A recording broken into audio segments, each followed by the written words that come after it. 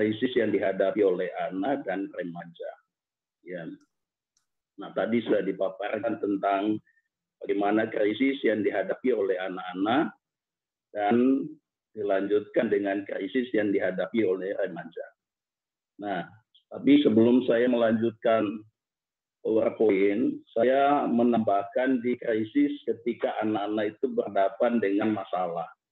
Nah, kebetulan memang di tempat pelayanan kami di NTT itu berbagai macam masalah itu timbul, khususnya hal-hal yang menyangkut dengan anak-anak dan remaja. Ya, nah saya membaca buku karangan ini ya bahwa dalam menghadapi krisis ada dua ya tadi tidak dicantumkan bahwa ada krisis yang dihadapi oleh anak yaitu ketika dia menghadapi penganiayaan. Penganiayaan ini ada dua. Pertama adalah penganiayaan fisik, tubuhnya mungkin kena pukulan dari orang tua. Hal itu juga menggores jiwa dari anak itu. Ya, lalu yang kedua adalah penganiayaan seksual. Lalu yang ketiga, ya yang berikut adalah krisis ketika anak itu berhadapan dengan perceraian orang tuanya. Nah, hal-hal ini kadang-kadang membuat anak-anak itu mengalami gangguan, sehingga pentingnya konseling anak itu harus ada. Nah, saya contohkan bahwa di Waingapu ada kasus. Ya, ada kasus bahwa seorang anak itu dilecehkan. Anak itu baru SD kelas 5. Dan yang melecehkan itu bukan orang jauh, tapi tetangganya, temannya sendiri itu jadi heboh sekali. Sehingga termasuk kami juga ikut di dalam meneliti kasus ini, dan kasus ini sudah sampai dibawa ke kepolisian. Ya. Nah, dan berbagai macam kasus. Jadi berawal dari mereka hanya bermain di tetangga, lalu akhirnya terjadi pelecehan seksual ini, ya, pelecehan seksual. Nah, anak ini menjadi trauma dan tidak mau keluar rumah, lebih banyak di dalam kamar. Akhirnya orang tuanya ini katanya, nah, lalu ditemukanlah ada bercak darah di alat kelaminnya anak ini. Nah, ini kasus-kasus ini yang terjadi. Nah, kita nggak bisa menghindari lagi bahwa kasus-kasus ini ada di sekitar kita. Kita tidak bisa menghindari lagi bahwa kadang-kadang ada seorang ibu akan melaporkan pada kita bahwa anaknya diperlakukan semacam itu. Ya, gereja kadang-kadang mengetahui peristiwa ini, tetapi kita jujur bahwa kadang-kadang hal-hal ini ditutup begitu rapat. Ya, bahkan gereja sendiri pun tidak berani karena seakan-akan melihat ini adalah suatu aib. Nah, kita belajar, ya, saya membaca buku ini, ada dorongan dari penulis bahwa kita harus berani, negara kita punya hukum, gereja harus berani untuk melaporkan peristiwa-peristiwa yang terjadi terhadap anak-anak kita. Ya, ya di Waingapu ini bersyukur ada giat anak yang sangat banyak, ya, sehingga itu menjadi lembaga yang kami bisa masuk, hamba-hamba Tuhan itu bersama-sama ketika ada kejadian-kejadian, kami masuk di sana. Ya, nah, kami masuk. Lalu yang kedua adalah tadi masalah perceraian orang tuanya. Nah, itu memang sangat mempengaruhi jiwa dari anak-anak, ya, apalagi dari usia 3 sampai 9 tahun. Kalau saya baca di buku ini bahwa ternyata itu sangat mengganggu, ya, sangat mengganggu. Nah, saya mau lanjutkan tugas saya di slide ke-12, ya.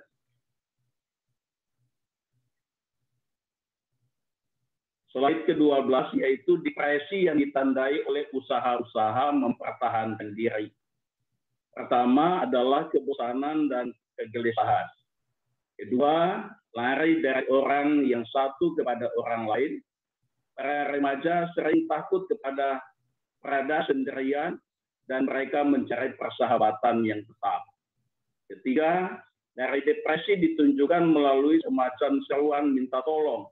Terlihat dari perilaku yang dapat berupa kemarahan yang hebat, tindakan melarikan diri, mencuri, bermacam-macam tindakan lain yang bersifat antisosial, serta memberontak. Nah, sebenarnya ini adalah bentuk-bentuk ya dari depresi anak-anak. Jadi mereka menjadi bosan, mereka menjadi gelisah, ya kemudian mereka lari dari satu kepada orang lain. Nah, jadi seringkali kita jumpai, kebetulan pelayanan yang Tuhan percayakan di GBT Alpha Omega Waingapu itu kami lebih banyak melayani anak-anak muda, ya anak-anak SMP sampai SMA dan yang ada yang mahasiswa. Nah, kami lihat ini yang terjadi, ya bahwa ketika ada masalah mereka mencari sahabat yang satu, lalu ketika dia nggak mendapat sahabat ini memberikan solusi, dia cari lagi teman yang lain, ya istilahnya sekarang yang keren mereka bilang bestinya mereka ini, ya lalu mereka cari teman-teman yang lain. Nah ini sebenarnya bentuk depresi yang mereka alami sehingga mereka ingin mempertahankan diri mereka dengan cara-cara mereka seperti itu, ya. Lalu yang ketiga ada semacam tadi teriakan minta tolong tapi dalam bentuk-bentuk tindakan-tindakan yang kadang-kadang di luar nalar kita, ya. Saya baca buku ini dikatakan seperti misalnya mencuri, ya. Jadi kita nggak boleh lagi langsung menjudge orang, tapi sebenarnya ini adalah bentuk dari depresi yang dialami, ya depresi yang dialami di rumah mungkin, ya sehingga tindakan ini terjadi, ya. Nah selanjutnya slide berikutnya, depresi masa akhir remaja. Para remaja usia akhir belasan tahun cenderung menyatakan depresi mereka dengan cara-cara yang serupa dengan cara-cara orang dewasa. Penggunaan obat-obat keras, hubungan seks dengan siapa saja, perilaku yang menunjukkan keinginan bunuh diri, pengasingan diri, dan pembatasan pribadi.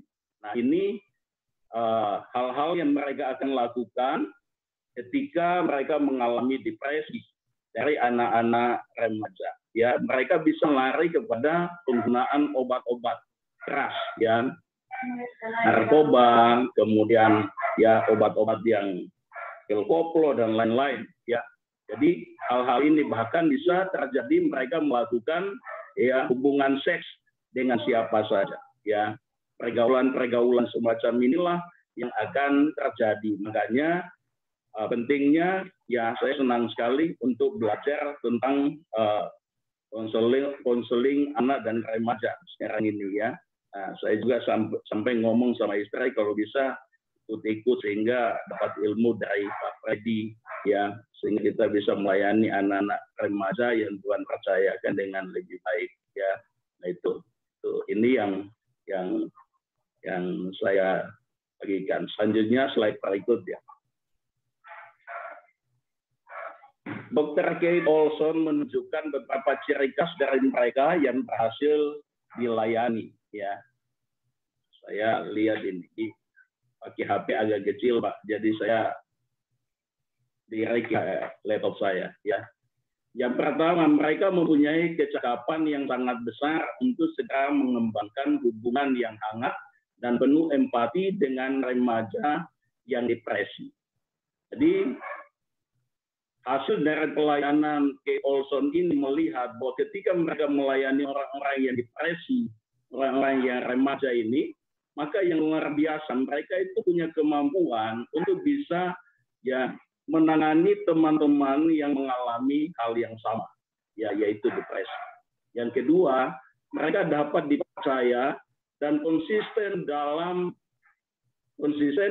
tanggapan mereka, ya. Jadi orang-orang yang dapat dipercaya ketika sudah dipulihkan, ya.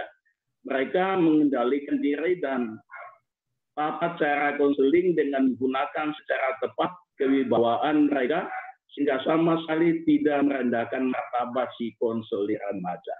Jadi ini hasil dari pelayanan Kate Olson. Jadi ketika pelayanan terhadap remaja kita sukses, maka luar biasa mereka menjadi sangat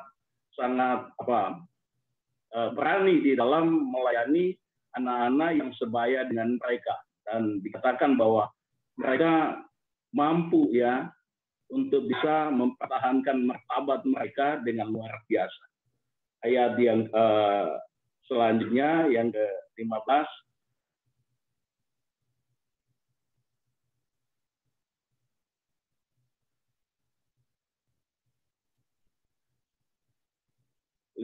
Itu penyajian atau penampilan diri mereka memberikan gambaran yang positif untuk bentuk ego yang ideal dari konseling.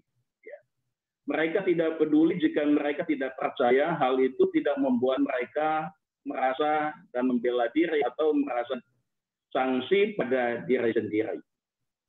Saya baca lanjut aja ya. Mereka dapat mengembangkan hubungan-hubungan secara menyenangkan dengan para konselor remaja yang ditandai oleh sikap asik dengan diri sendiri pada pihak konseling. Jadi ini yang terjadi bahwa ketika remaja itu sudah dipulihkan, maka percaya diri mereka terbangun dengan luar biasa. Ya, mereka tidak lagi berpikir soal penampilan mereka. Ya, mereka dapat dipercaya atau tidak, mereka sudah nggak peduli dengan hal-hal semacam itu. Jadi mereka yang penting mereka bisa memenangkan tadi teman-teman mereka sebaya yang mungkin nasibnya sama dengan mereka. Ya, ini remaja-remaja yang dipulihkan ketika pelayanan oleh Kate Olson itu ya. Selanjutnya bagian terakhir ya, mereka dapat mendorong, menyokong gerak pada konseling mereka ke arah kemandirian. Mereka tahan menghadapi serangan penuh kemarahan dan pemusuhan para konseling mereka tanpa reaksi dengan marah atau dengan membela diri atau dengan meragukan diri sendiri. Mereka seharusnya merupakan para konselor yang karena penampilan, kepribadian, gaya konseling, dan keseluruhan penyajian mereka pada umumnya diterima baik oleh para remaja. Jadi ini hasil dari pelayanan ya, yang dilakukan oleh Olson. Ya, mungkin ini dari kami kelompok 2